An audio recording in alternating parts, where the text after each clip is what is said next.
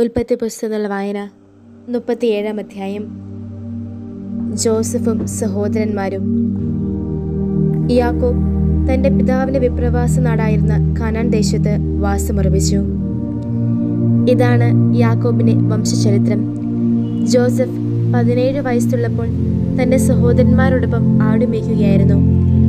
അവൻ തൻ്റെ പിതാവിൻ്റെ ഭാര്യമാരായ ബിൽഹായുടെയും സിൽഫായുടെയും മക്കളുടെ കൂടെ സഹായിയായി കഴിഞ്ഞിരുന്നു.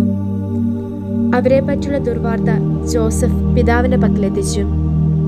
ജോസഫിനെ ഇസ്രായേൽ തൻ്റെ മറ്റെല്ലാ മക്കളെയുംക്കാൾ അധികം സ്നേഹിച്ചിരുന്നു. കാരണം തൻ്റെ വാർദ്ധക്യത്തിലെ മകനായിരുന്നു അവൻ. കയ്യിലുള്ള ഒരു നീളനങ്കി അദ്ദേഹം അവനു വേണ്ടി ഉണ്ടാക്കി. തങ്ങളുടെ പിതാവ് അവനെ അവൻ്റെ സഹോദരന്മാർ എല്ലാവരെയും കാൾ സ്നേഹിക്കുന്നു എന്ന് അവൻ്റെ സഹോദരന്മാർ കണ്ടു. അതുകൊണ്ട് അവർ അവനെ വെറുത്തു. അവനോട് സൗമ്യമായി സംസാരിക്കാൻ അവർക്ക് കഴിഞ്ഞില്ല. ജോസഫിന് ഒരു സ്വപ്നമുണ്ടായി. അവൻ അത് തൻ്റെ സഹോദരന്മാരോട് വിവരിച്ചപ്പോൾ അവർ അവനെ വീണ്ടും കൂടുതൽ വെറുത്തു.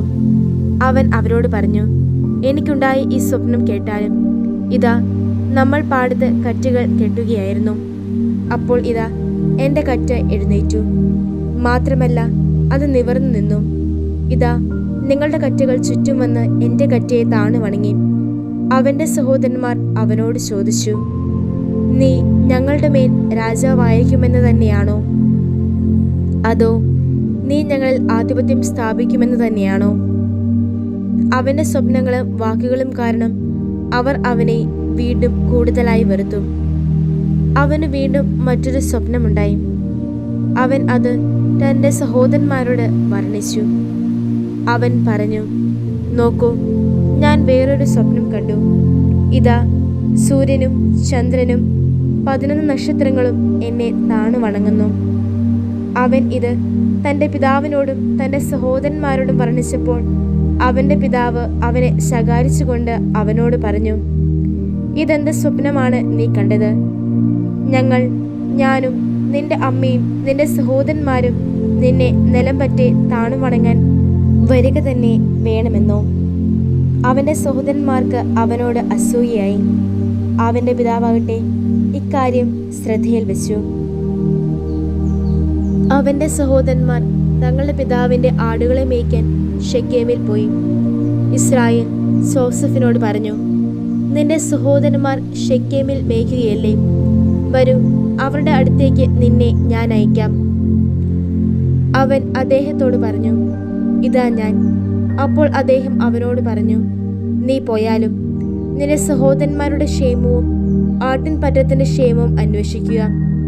എന്നിട്ട് എൻ്റെ പക്കൽ വിവരമെത്തിക്കണം. അദ്ദേഹം അവനെ ഹെബ്രോൻ താഴ്വരയിൽ നിന്ന് യാത്രയാക്കി. അവൻ ഷെക്കേമിലേക്ക് പോയി. അവൻ അതാ വയലിൽ അലയുകയായിരുന്നു. അപ്പോൾ ഒരാൾ അവനെ കണ്ടു. അയാൾ അവനോട് തിരക്കി, നീ എന്താണ് അന്വേഷിക്കുന്നത്? അവൻ പറഞ്ഞു, ഞാൻ എൻ്റെ സഹോദരന്മാരെ അന്വേഷിക്കുകയാണ്. അവർ എവിടെയാണ് മേയ്ക്കുന്നത് എന്ന് എന്നോട് സദയം പറഞ്ഞു തരിക.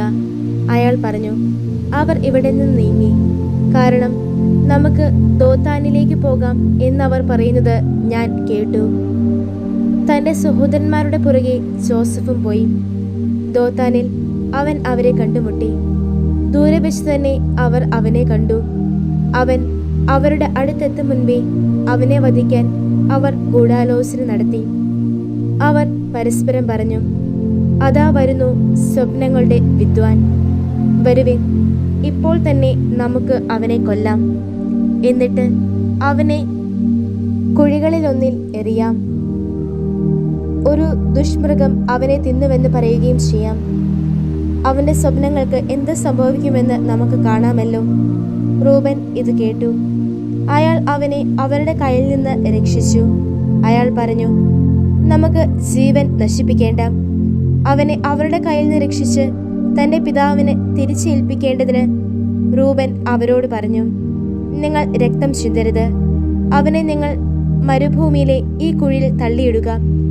എന്നാൽ അവൻ്റെ മേൽ നിങ്ങൾ കൈവയ്ക്കരുത്.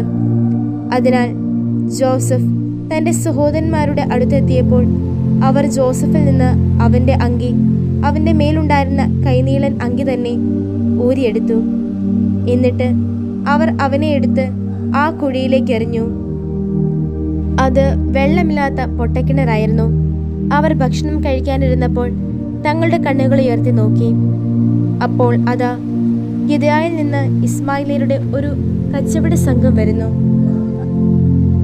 തങ്ങളുടെ ഒട്ടകങ്ങൾ സംവഹിച്ചിരുന്ന സുഗന്ധപ്പശയും പരിമളദ്രവ്യങ്ങളും കുന്തുരുക്കവും ഈജിപ്തിലേക്ക് കൊണ്ടുപോകാനായി അവർ നടന്നു നീങ്ങുകയായിരുന്നു. അപ്പോൾ യൂദ തൻ്റെ സഹോദരന്മാരോട് പറഞ്ഞു, നമ്മുടെ സഹോദരനെ കൊന്ന് അവൻ്റെ രക്തം നാം മറച്ചു വെച്ചതുകൊണ്ട് എന്ത് ലാഭം? വരുവിൻ, നമുക്ക് അവനെ ഇസ്മായിലിയർക്ക് തീർക്കാം. നമ്മുടെ കൈ അവനെതിരെ വേണ്ട, കാരണം അവൻ നമ്മുടെ സഹോദരനാണ്, നമ്മുടെ തന്നെ മാംസം. അവൻ്റെ സഹോദരന്മാർ അത് അനുസരിച്ചു. അവർ ജോസഫിനെ കുഴിയിൽ നിന്ന് വലിച്ചു കയറ്റിയപ്പോഴേക്കും മിദ്യാൻകാരായ ആ കച്ചവടക്കാർ കടന്നു വന്നു. ആ ഇസ്മായിലിയർക്ക് 20 വെള്ളിക്കാശിന് ജോസഫിനെ വിറ്റു. അവർ ജോസഫിനെ ഈജിപ്തിലേക്ക് കൊണ്ടുപോയി. കുഴിയുടെ അടുത്തേക്ക് റൂബൻ തിരിച്ചു ചെന്നപ്പോൾ അതാ, ജോസഫ് കുഴിയിൽ ഉണ്ടായിരുന്നില്ല. അയാൾ തൻ്റെ വസ്ത്രം വലിച്ചു കീറി സഹോദരന്മാരുടെ അടുത്ത് മടങ്ങിയെത്തി. അയാൾ പറഞ്ഞു, കുട്ടി അവിടെയില്ലല്ലോ. ഞാൻ ഇനി എങ്ങോട്ട് പോകും? അവർ ജോസഫിന്റെ അങ്കി എടുത്തു. ഒരു മുട്ടാടിനെ അറുത്ത് അങ്കി രക്തത്തിൽ മുക്കി. അവർ കൈനീളൻ അങ്കി കൊടുത്തയച്ചു. അത് അവരുടെ പിതാവിന്റെ അടുക്കൽ എത്തിച്ചവർ പറഞ്ഞു, ഇത് ഞങ്ങൾ കണ്ടെത്തി. ഈ കുപ്പായം അങ്ങയുടെ മകൻ്റേതാണോ അല്ലയോ എന്ന് പരിശോധിച്ചാലും. അദ്ദേഹം അത് തിരിച്ചറിഞ്ഞു. അദ്ദേഹം പറഞ്ഞു, എൻ്റെ മകൻ്റെ കുപ്പായം. ഏതോ ദുഷ്മൃഗം ജോസഫിനെ തീർച്ചയായും കടിച്ചു കീറുന്നത് തന്നെ. യാക്കോബ് തൻ്റെ വസ്ത്രം വലിച്ചു കീറി അരയിൽ ചാക്കെടുത്തു. വളരെ നാൾ തൻ്റെ മകനെക്കുറിച്ച് വിലപിച്ചു. അദ്ദേഹത്തിൻ്റെ പുത്രന്മാരെല്ലാവരും അദ്ദേഹത്തെ ആശ്വസിപ്പിക്കാൻ ശ്രമിച്ചു. എന്നാൽ ആശ്വസിപ്പിക്കപ്പെടാൻ വിസമ്മതിച്ചുകൊണ്ട് അദ്ദേഹം ഇങ്ങനെ പറഞ്ഞു, വിലപിച്ചുകൊണ്ട് തന്നെ എൻ്റെ മകൻ്റെ അടുത്തേക്ക് പാതാളത്തിലേക്ക് ഞാൻ ഇറങ്ങും. അദ്ദേഹം തൻ്റെ മകനെ ഓർത്ത് കരഞ്ഞു. മിദ്യാൻകാരാട്ടെ അവനെ ഈജിപ്തിൽ ഫറവോയുടെ ഒരു ഉദ്യോഗസ്ഥനും കാവൽപ്പടയുടെ നായകനുമായ പൊത്തിഫറിന് വിറ്റു.